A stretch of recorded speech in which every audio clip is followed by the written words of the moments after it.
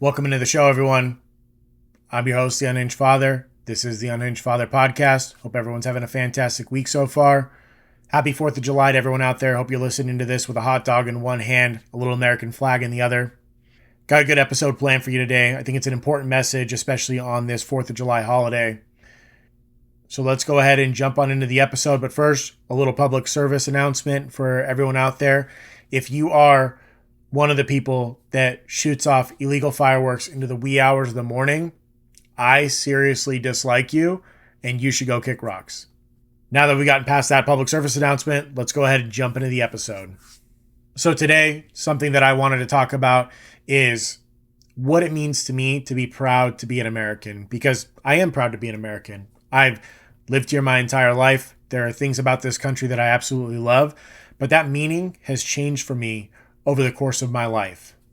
And I think that it's going to continue to evolve as I continue to live my life.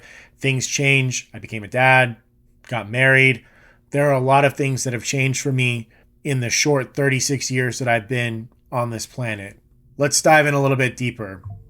And hopefully everyone can follow along. I know that I'm quote unquote neurodivergent and I like to jump from thing to thing, but I'm going to try and keep this as coherent as possible. Hopefully everyone understands. It's been difficult for me to record this on the eve before 4th of July, just because there are so many different ideas pulsing through my head. And I don't want to necessarily have this be a controversial episode. Although there's only like 6 of you listening, my intent is not to polarize people within this episode. It's more so to acknowledge different ideas that are going on with my head, acknowledge where we're at as America, and hopefully end with a little bit of a positive note. I'm just going to acknowledge that a lot of this episode is probably going to sound pretty negative, especially on the front end, but that's just because these are the things that have caused me to change my perspective on what it means to be proud to be an American. So bear with me. I appreciate you listening. So let's start at the beginning. I was born No, I'm just kidding. When I was younger, I was brought up to believe that America is the best country in the world, that we were better than all the rest. No one else had it as good as we did. Back-to-back World War champions. We had beer, hot dogs, football, bikinis. Get the fuck out of here. You can't compete with America. And me as a child, I had this unwavering belief in America's supremacy, that we were the best nation in the world. And I still, to an extent, believe that the United States is a top nation in the world. But I think that I've been able to kind of brush off some of the glamour that was thrown on top of that and really kind of dive in deeper, especially as I've gotten older. I'd say now I have a much healthier skepticism of our government, of the things that I'm being told, and I question a lot more deeply than I did when I was a child, which is completely understandable. I'm not a child anymore. I still hold true to the ideas of the United States of America and what it stands for. I'm still proud to live in this country, and I'll continue to fight to make it the best that I possibly can. And that's really what this episode is geared towards, is we can't change what's happened in the past, but we can make a concerted effort to try and make sure that this country that we love so much, that I love so much, is the best that it could possibly be. And yeah, as I just mentioned, I've gotten older, I've gotten smarter, I've gotten more pessimistic about certain things.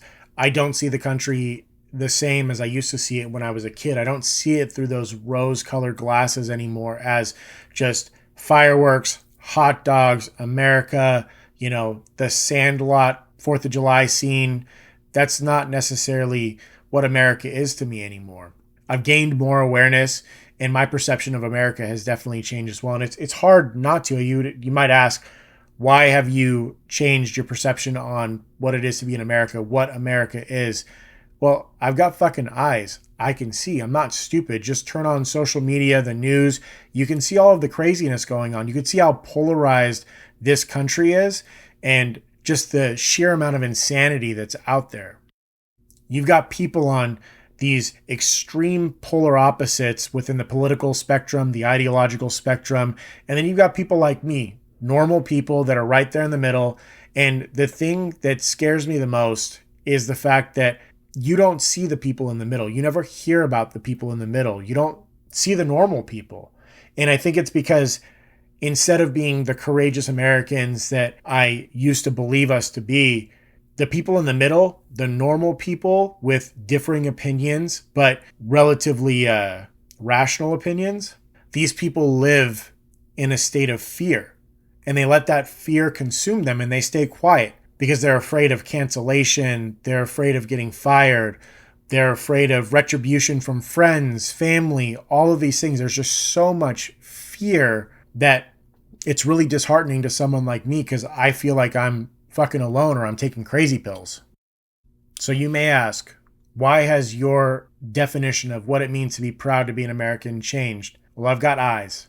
That's my answer. And if you can't sit back and look at the manipulation that's going on, the fear mongering that's going on, well then this is going to be a harder episode to listen to than I initially thought.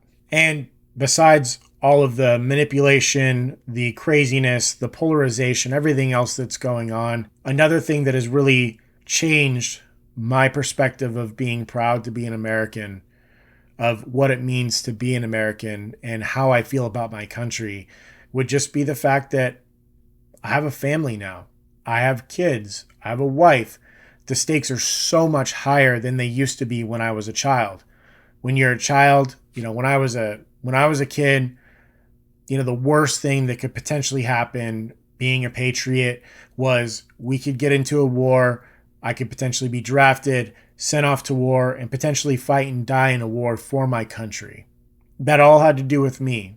But now as a father, it scares the absolute shit out of me to see the different things that we fight for, the different wars that we get into, the manipulation, the political maneuvering that goes on with the United States, and to think that someday we may end up in a conflict and that my two boys could potentially be drafted into a war, and I don't even want to throw it in the fucking air, but just could be drafted, could fight, and I could lose them for something that we don't believe in, for a war that's not just, for something that doesn't align with our ideology, with our core values.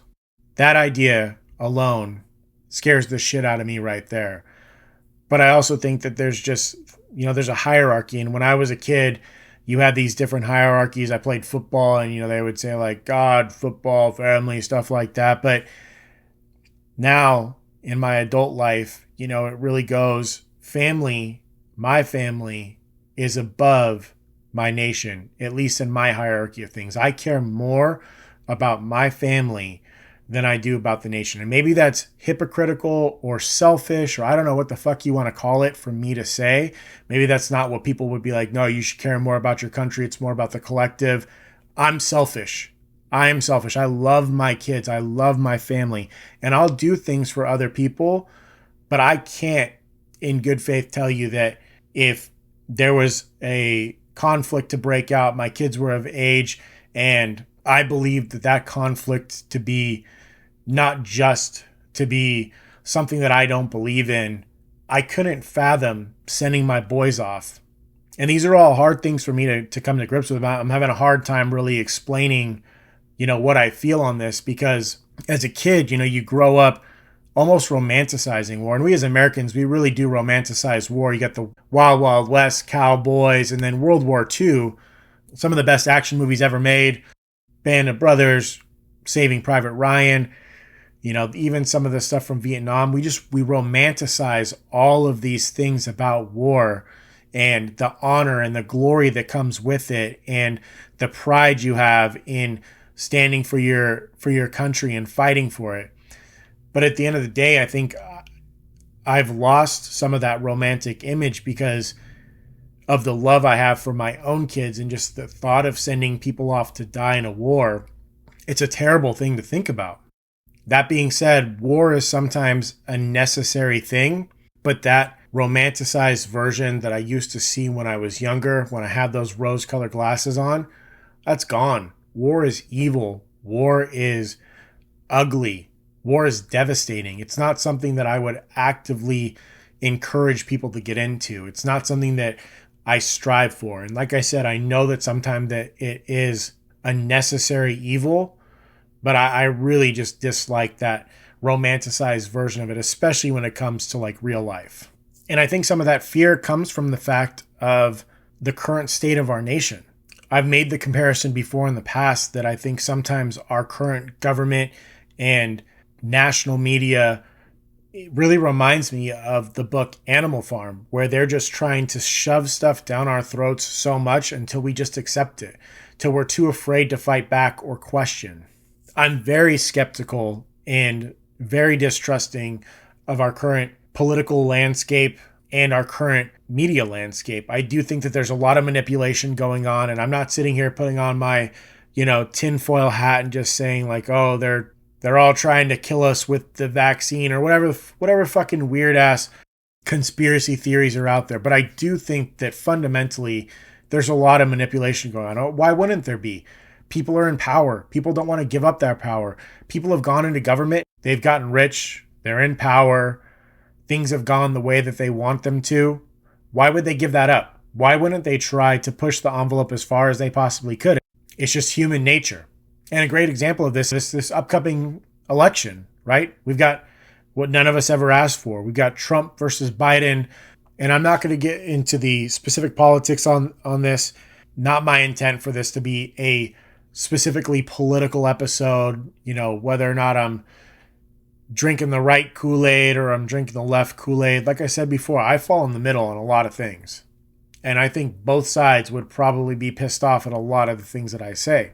All that being said, I don't know how you could look at all of the events that have gone down recently and not think that there's a manipulation going on, that people are trying to tell me things that my eyes won't believe. And I know that AI is going to change everything in the future.